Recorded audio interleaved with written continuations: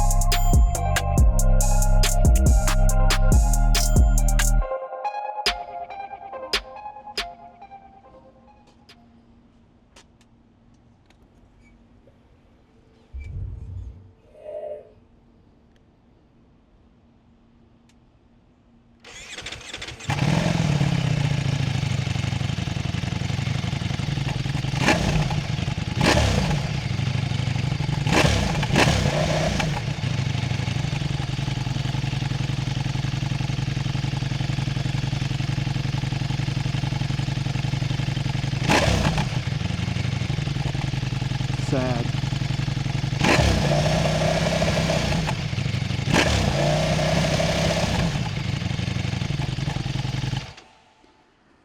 Touche, Ducati, touche. You know, that sucks that can't get as loud as it needs to be. But you know what can? Your Cardo inside your helmet, so you can listen to your music as loud as you need. Discount code right over there. Shame on you. Also, I can appreciate that, but shame on you. Alrighty guys, that's what it looks like and that's what it sounds like. Now guys, before we get riding on this first ride, we get to thank the sponsor of this video making it possible, and that is my favorite phone mount, QuadLock, and I have a secret for you guys. So apparently, Ducati Panigales have an issue with using the fork stem mount. You have to buy these adapters and shit. But check this out. We put 4 washers on the end of it, and the fork stem mount actually works correctly. Look at this. So that way, you guys don't go buy adapters and stuff. Just put washers on the fork stem mount, and it works. So just a little QuadLock hack for you guys. If you guys aren't familiar with QuadLock, they are motorcycle phone mounts. They have mounts for everything. On this bike, obviously, we're using a fork stem mount because it's a super sport style bike. So there's just a little rod that goes into the hole here on the fork stem, and that rod expands and holds it really tight in place. Then you get the arm going up into the vibration damper. The reason we have that vibration damper is so the shaking from the motorcycle, which there's a lot on this bike, does not affect the cameras of your phone. And then you have this lock that matches with the lock on your phone case. So you just put your phone there, rotate it sideways, and boom, your phone is part of this motorcycle now. It's not going anywhere. And if you guys want to get it out, you just hit this little tab, pop the phone off. If you guys want discounts on QuadLocks, they will literally mount to any motorcycle you guys can think of. And I love these things. I put them on every single motorcycle I have at home, every bike I build, everything gets a QuadLock. I couldn't ride without QuadLock. So thank you QuadLock for sponsoring this video and allowing us to make this content for you guys. And with all that being said, let's get this over with. Let's go do the track review, or let's go do the road review of a track bike. All right, guys, getting the key turned on, and we get this beautiful, absolutely beautiful dash. Check that out, little animation. We'll get her cranked up here. Very classic Ducati sound. Guys, I'm 5'10", got a 32-inch inseam, and on this very hard seat, I can actually get my feet flat-footed. Granted, I got my race boots on right now, but if my feet were kind of in a comfortable bent position, I'm on tippy toes, but I'm actually able to handle it, which is kind of surprising. So guys, no surprise here, we do have modes. As far as modes for what we're going to be doing today, we have wet mode, we have road mode, and we have sport mode. So we're going to work our way through those modes. Just so you guys understand, there's also race mode B and race mode A. Those are customizable. You can do whatever you want. I'm going to stick with these modes. So we'll start in wet. You guys know we do that every time. And I think that's all we got to do, guys. We'll get out of here before this truck before this truck gets going. And we'll see what wet mode's all about. Riding a Panigale V4S in wet mode is in itself a travesty, but you know, I do it for you guys. Oh, also, we have an email newsletter. If you guys want to keep up with all the videos that go live on the channel, YouTube does a terrible job of letting you know, but we do not. We only email you once a week, so if you guys want to join the On2 crew, we'll have links in the description down below, as we always do. Just so you guys know, I've been trying to do this first ride for y'all since this motorcycle was available, but this bike has been so hot. I mean that figuratively and like actually. It has been so hard to get my hands on one of these. So this is the first time Mountain Motorsports has had one available that's not pre-sold. So if you're wondering why I'm late to this game, that is why. I don't really have a loaner bike relationship with Ducati yet, so I am at the whims of the average man. I apologize for how long it took me to get this video out. Also, let me answer some questions real quick. Yes, I do have leather pants on today. I wanted to be in race mode for this motorcycle. Secondly, I know you're seeing me wearing a hoodie. This is a armored hoodie, and I have an airbag vest on underneath it. I do not recommend people ride around in hoodies unless they are armored and have like Kevlar lining and all that kind of stuff. All right, cool, awesome. If you guys want to know the gear I'm wearing, it'll be in the top pinned comment. You're welcome. Alrighty guys, it's the first ride. Let's talk about the body position. First off, with the seat, the first thing I noticed when I sat on this motorcycle is I am so high up on the motorcycle. I feel like I'm way at the top of this thing, and the seat is very hard. Now, for a racing motorcycle, I would have no problem with that, but for a bike that I'm gonna ride around town, this seat would get tiring quickly. As far as my legs are very tucked up, as they, we would kind of expect this on a Super Sport. And then my top half, as you guys can see, is very leaned over. My arms are down on the clip-ons. You are in an ultimate race position while you are riding a Panigale V4S around. I think most people would expect that, but if you're new to Super Sports, this is about as racy as you get. The only other motorcycle I can think of that's more racy in this is the CBR 1000 RRR. It's the RRRRRR version. That bike, I feel like you were leaned over even more than this thing, so you're very leaned over. Just be ready for that. Ooh, a red light. We can go from wet mode to road mode. And one of the cool things about Ducati is they're on the right side. You guys can see all the information over here. You can see the information that's going to be in road mode. It does look like you can customize each of those modes, and you can cycle up through the information here while you're in the mode, which is pretty neat. So we're now in road mode, moving forward. And yes, we're going to go into sport mode before we get on the highway, don't worry.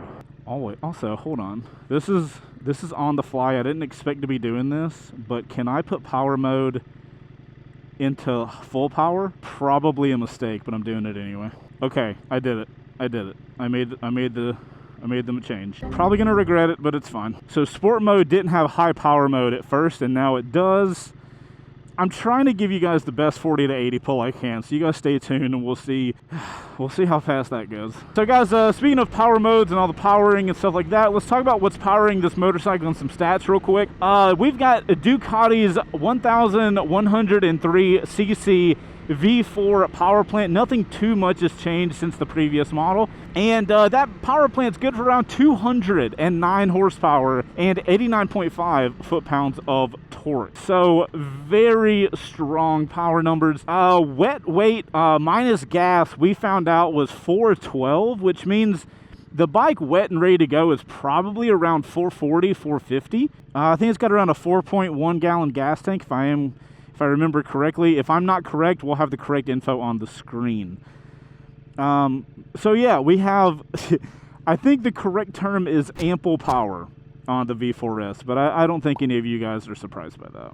So guys, let's talk about the city performance with the V4S, and let's just say this is not the most ideal bike to ride around a city setting. One, you're very high up on the seat and your legs are perked. So to come to a red light, you basically have to get your foot off the race position peg and get it down and then get it back tucked up. So the stopping and going is a little annoying on this motorcycle. Power-wise, I will say in road mode and in wet mode, or sport mode, road mode. In road mode and wet mode, the power is so much more than it needs to be. The power is there, it can get you around, and one of the nice things about this bike is that it's very agile and sharp is the term I like to use. And basically what sharp means is exactly what I ask out of the motorcycle the motorcycle does in a steering, when it comes to steering. The bike is just extraordinarily precise with doing exactly what I want. This is really the best way I know to say it. And that is helpful in a city setting. And this bike is interesting because normally super sports are heavy and a little hard to maneuver going slow. But I have not found that to be the case with the Panigale. It feels light and very quickly, makes its moves. Now, me as a rider, I'm in what I would call compromised position for city riding. I'm not in the most advantageous place. These mirrors they shake to hell, and you can't really see that much out of them. You're very much doing the little elbow check thing. So as I'm riding around town, I don't have a great presence around me. It's hard to keep up with everything.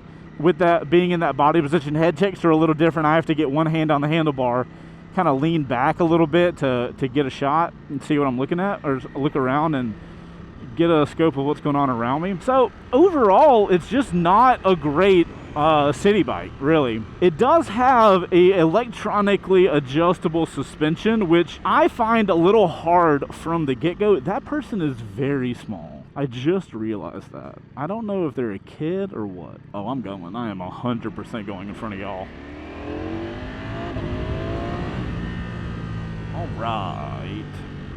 I will say the road mode torque is really way more controllable than I would have expected it to be. Granted, I'm not getting the bike really revved out, so I would definitely recommend you do that when you're riding around town. Because as you guys can see, this bike can rev to 15,000 RPMs, which is absolutely insane. Another kind of con for riding around city streets, especially we're getting into that summerish time right now. Today is a cooler day, thank God, but this bike gets hot. There's a reason when other bikes get warm, I judge them on how hot a Panigale is. These are some of the hottest motorcycles when it comes to ride temperature, and what I've noticed on this bike is you're gonna feel the majority of that heat on the bottom part of your thigh and on your leg. That's where it really starts coming in. Can we get all the way over? We can. Another motorcycle that I've noticed that's kind of similar is the Street Fighter V2. Sorry, that cop threw me way off. The only other motorcycle that I can really think in recent memory that was this precise in its handling was the, what is it? I've lost my track of thought. Triumph Speed or Street Triple Moto 2 edition. Or no, not even the Moto 2, just like the gold one. Whoa, my guy. The Moto 2 Street Triple and the regular Street Triple RS, that was some of the best handling motorcycles I have ever experienced. Shit, we're not in sport mode. Oh God, that's race mode. Oh, oh no. All right, we're in sport mode. Oh, thank God. Dude, I thought I was going to be over. we're gonna write the check. Chase is out of here. Okay, we're in sport mode. Jesus Christ, that power delivery is gross. Oh God, praise be to Jesus. All right, guys, we got to see how fast it'll go from 40 to 80. I am not excited for this, and I am not looking forward to it. All right, please, electronics, be on my side. On your mark, get set, go. That's 80.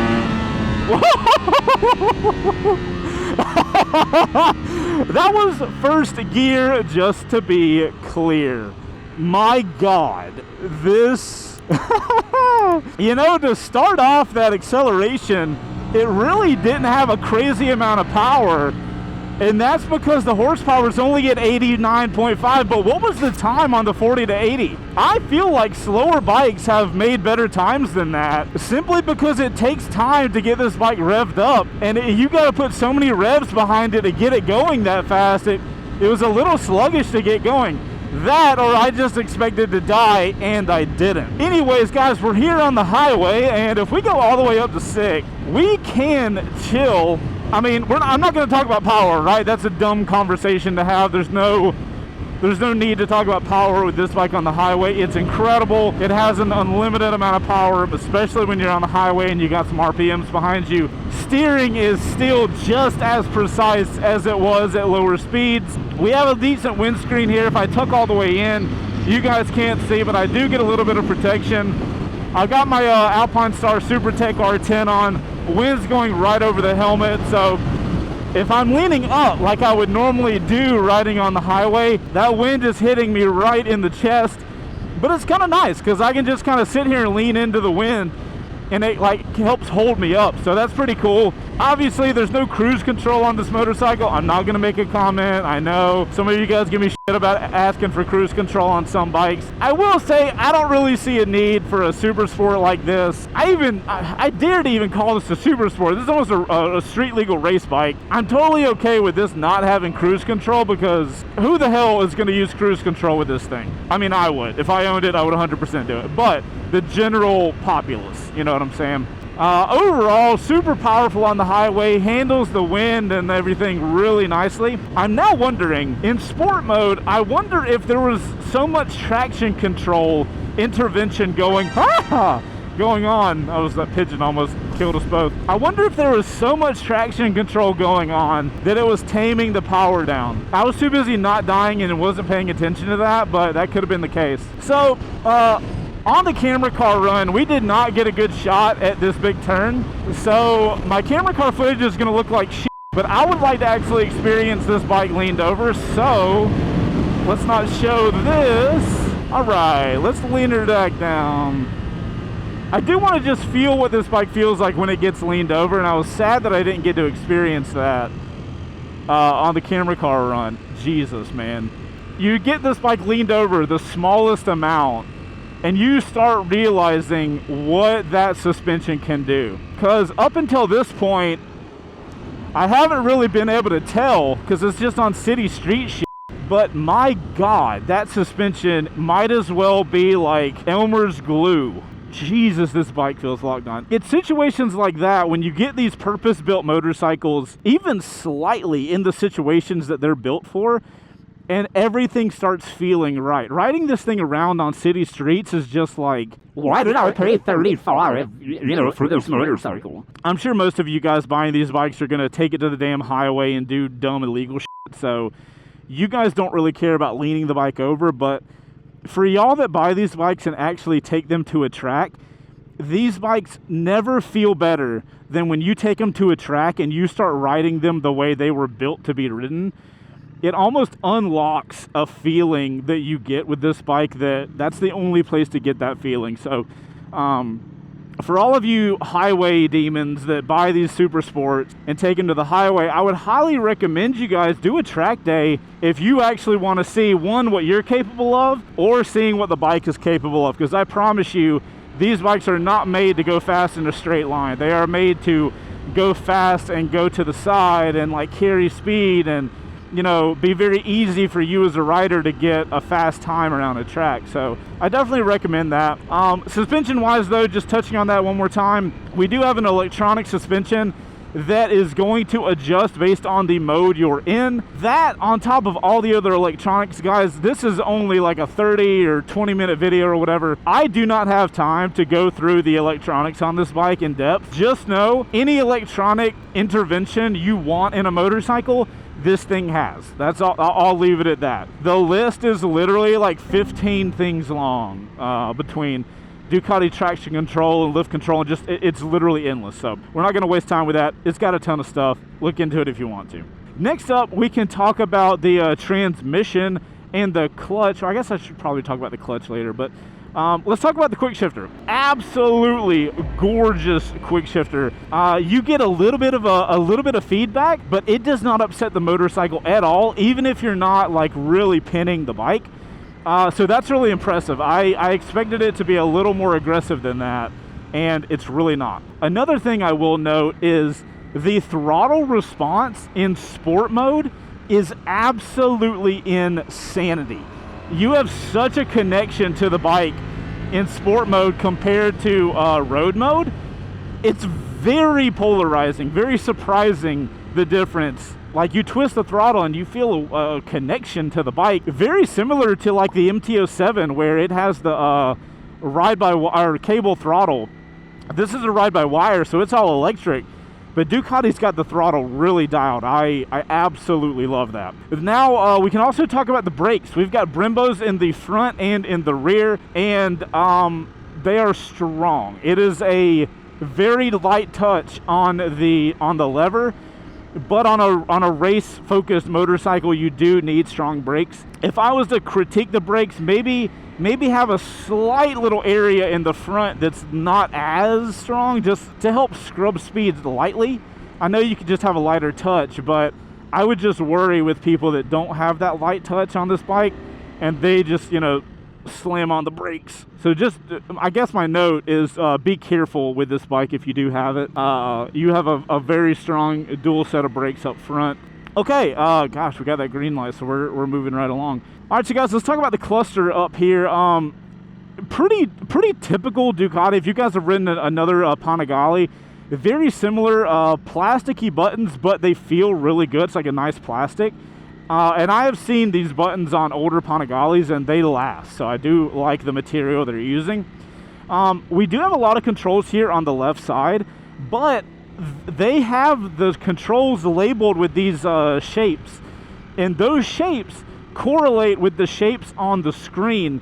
And we'll talk about the screen here in a second, but it takes a very complicated scenario and setup and makes it as simple as they possibly can. I think Ducati have done a really nice job of taking a complicated motorcycle and making it as user-friendly as possible.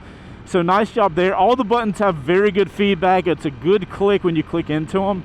And one of the things I really appreciate is when I got on this motorcycle and just started riding, my thumb naturally went to the places where the buttons are that I wanted to use, and I've had no problem finding the button or finding the setting in the menu that I needed to change. So everything's been super user friendly. So Ducati's UI team, probably the top in the business if you're asking me personally.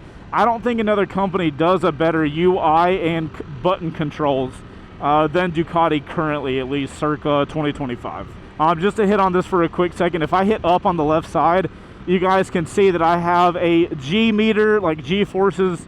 I have a throttle percentage and torque percentage. I have, you know, riding data like trip, total miles. I have a lean angle sensor so we can make that guy go back and forth. So that's really cool. And under that, you have a brake and a throttle kind of meter. This is what I was talking about, guys. There's so much in this screen. I'm not going to be able to touch on it all, but that is the screen. The info is laid out incredibly well, especially for how much information it has to show. And if I had more time, I would love to do a full video on the screen. Ducati have just done such a good job. This new one is a little flatter and longer, and I do feel like it fits the shape of this motorcycle a little better, so I do appreciate that. Final little thing to touch on here on the front of the bike. The mirrors, while it's cool that they're tucked in here, and that kind of gets them out of the way on the bodywork in case you're going to remove them to go to a track, that's awesome, but they vibrate so much with this motorcycle. I don't really like that. I don't like how much they vibrate, and they are very tiny and don't do a crazy good job. Like right now, I can't see anything behind me because of my arm, and I've adjusted those mirrors to the best I can. So just, you know, it is what it is. I don't think a lot of you guys give a shit about mirrors, but I wanted to hit on it anyway. Woo! I'm out of breath. Speaking of things to hit on, we got to get to the chase score for the Panigale V4S. I didn't even talk about the looks, but luckily you guys have that camera car footage, and y'all been watching this thing the whole time. So let's see how it lays out with the chase score. All right, so guys, let's do the chase score for the 2025 Ducati Panigale V4S. For throttle response, I have to give this thing a 10. It's instant, it's precise, and that makes the bike feel hardwired to your hand. Next up is agility, and that's getting a 9. It's sharp and responsive. This thing flicks like a much lighter bike. Then we have brakes, which is also getting a 9. Strong Brembos with serious bite and great confidence even under pressure. For acceleration, it's getting a 9 as well. Doesn't feel insane at first, but the numbers don't lie. this thing is fast, especially when you get it revved out. Next up is suspension, and that's also getting a 9. It's electronically adjustable and locked in when you're leaned over. What more could you want? Now, about comfort, it's getting a 1. It's brutally hot, it's got race ergos, and a hard seat that makes it a torture when you're not on the track. Next up we have tech, and for that it's getting a 10. This is top tier electronics and the best UI in the business, hands down. Now for ease of use, I am going to give it a 7. The controls are complex, but intuitive. Ducati makes it surprisingly easy to use this motorcycle, regardless of how complicated it actually is. Now for versatility, I'm going to give the bike a 3. It's phenomenal at one thing, but nearly useless for anything else, at least in my opinion. Now, fun for the money, I've got to give it a 3, but hear me out. This motorcycle is incredible at what it does, but the problem is it's also incredibly expensive. So for that, I got to give it a 3. All right, so guys, that means the totals are, for the ride, we're giving it a 46. For usability, it's getting a 24, and that gives it a final chase score of 70. All right, my friends, that is the chase score for the 2025 Ducati Panigale V4S. Let me know if you agree with me in the comments down below. So guys, at the end of the day, where am I at with the Panigale? If you have this bike as a track-only motorcycle or only a bike you ride in the mountains with, I can totally see it. But if I'm going to be honest, this bike gets so hot that it almost makes me not want it, because like, even when I'm going and I'm not getting stopped at red light after red light, I can still feel the heat on me. And a lot of super sports get warm, but very few get as hot as the Panigale. And even if I was in the market for a crazy sport bike like this, super sport bike like this, I still think I would go to another model. I don't know if I would go with the Panigale V4S. I liked the older body style, the way it looked a little more. So there's a few things like that that are just holding me back. My highlights on this motorcycle are definitely the dash and how all the controls of how they work with the dash.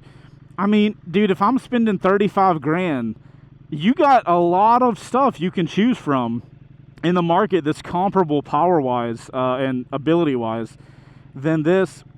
And I think that's kind of where I would go. Don't get me wrong. This motorcycle is far more capable of anything that I would ever be able to be capable of. I just don't know if I'm the right rider. If you're a hardcore Ducati guy, you got the money and you want a super sport, a top-of-the-line super sport with all the electronics and everything, here you go. You know what I mean? Ducati have made a phenomenal motorcycle for you. I wonder if there's going to be an aftermarket thing to help the bike not get quite as hot. Because if it didn't get quite as hot and it was a little more comfortable, I think I might like it a little more. I will have to note that I gave the seat a lot of crap for being so hard. The seat's actually been not as bad as I expected to. So the seat's a surprise. The heat is most definitely not. But yeah, guys, big shout out to Mountain Motorsports for letting us borrow this Panigale V4S. If you guys want to check them out, they're a dealership group here in North Georgia, and they have a ton of inventory. So if you guys want to go check them out, my personal favorite is the Roswell location. Shout out Roswell Mountain Motorsports. But go check them out, guys. They got locations, like probably 7 locations up here. So plenty of inventory to check out. We'll have a bike provided by link in the description down below. As usual, you guys go share this video out with somebody you would want to go ride with the Panigale V4S. I'm Chaseontwowheels. You guys ride safe out there. And I'll see you on the next one. Later. I'm pretty sure I hit on everything, but my God, there's so much to hit on. I didn't even get to talk about the hydraulic clutch. Oh well.